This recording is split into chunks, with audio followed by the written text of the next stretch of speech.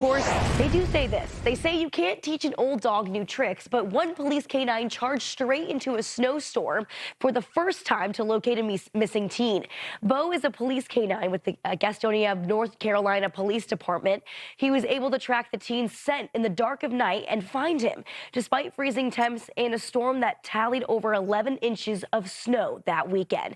So joining us now is canine handler Sergeant David Rowland with the Gastonia Police Department and Bo himself. Officer, thank you for being here with us this afternoon. We really appreciate your time. And of course, Bo for being us as well. Can you kind of walk me through the rescue mission? When a person goes missing, how do you establish a trail to follow?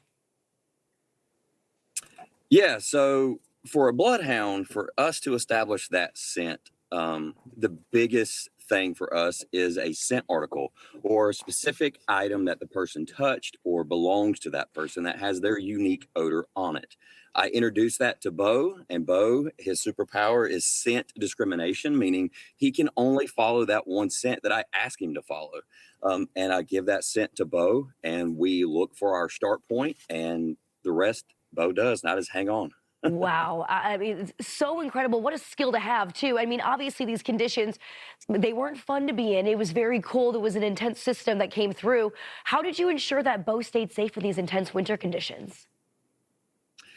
Yeah, so the biggest thing for Bo, watching him, making sure that he's not getting tired, or if he's picking his paws up, letting me know that his paws are getting too cold, potential frostbite. Just like humans, dogs can get hypothermia. Mm. Those are all things that we're watching. We have EMS and other officers and agencies that were there to help with support in case something like that would occur, and we would bring a backup dog in to finish Bo's track. Wow. And how long did it take for Bo to find the missing teenager? Yeah, so the teenager had been gone for about 2 hours before we Hmm. arrived. Once we started the track, Wow. once I gave Bo the scent article, Bo took off. We tracked several hundred yards. We were tracking for about 15 minutes, and at that point, perimeter started shifting, trying to follow Bo. And luckily, Gas County Emergency Management System and EMS were in the area assisting with us on the perimeter. And inside that hard perimeter, the child ended up walking out to one of the EMS workers as we tracked to him. Wow. And this was Bo's first experience in a winter storm, right? Yeah, to this magnitude, he's been in some light dustings, but nothing like this Yeah. before. The Yeah, the biggest thing was I wish I had video of it, but Bo's head was so far in the snow that he was like a plow going through the snow, dividing the snow as he worked so diligently to locate that scent. Wow. Can you kind of talk me through and how weather can make a difference when it comes to tracking? Yeah, weather is probably one of the most important things Hmm. when it comes to tracking for a canine handler. Weather affects every aspect of it. Good tracking conditions would be something that's cool. The weather is 40 to 65 degrees, a light to no wind. Humidity is huge. We're looking for 40 to 70% humidity. A light rain or mist could actually regenerate the decomp of skin rafts, or basically your skin cells that fall off your body. Moisture reactivates it and helps. Sorry, Bo's hitting all these buttons, and it helps. It helps make the scent stronger, Hmm. which Bo was able to follow quicker.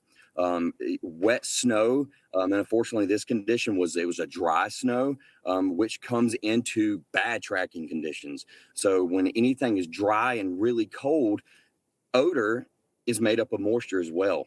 So moisture likes to attach itself to other moisture. When it's a dry snow like that, unfortunately, it blows around with high winds. In this instance, we had 15 to at time 30-mile-per-hour wind gust, and that's blowing scent everywhere, especially obstacles. It turns into whirlwinds and it throws scent everywhere, and it makes Bo's job a lot harder to locate that scent versus on a good cool day, that scent stays close to the ground because it's cool and moist, and that's what scent loves. Wow, it's so amazing to hear about kind of the mechanics of how this works. And Bo did an incredible job. Thankfully, that teen was found safe. So, just an incredible story. And thanks for kind of walking us through how it all goes down. It's really fascinating. And Bo, he deserves a couple of good treats. I think he looks he's been trying to jump into the camera. He looks great. Thanks again for chatting with us, Yeah. Sergeant. It's again Sergeant David Rowland with the Gastonia Police Department. We appreciate it. Thank you.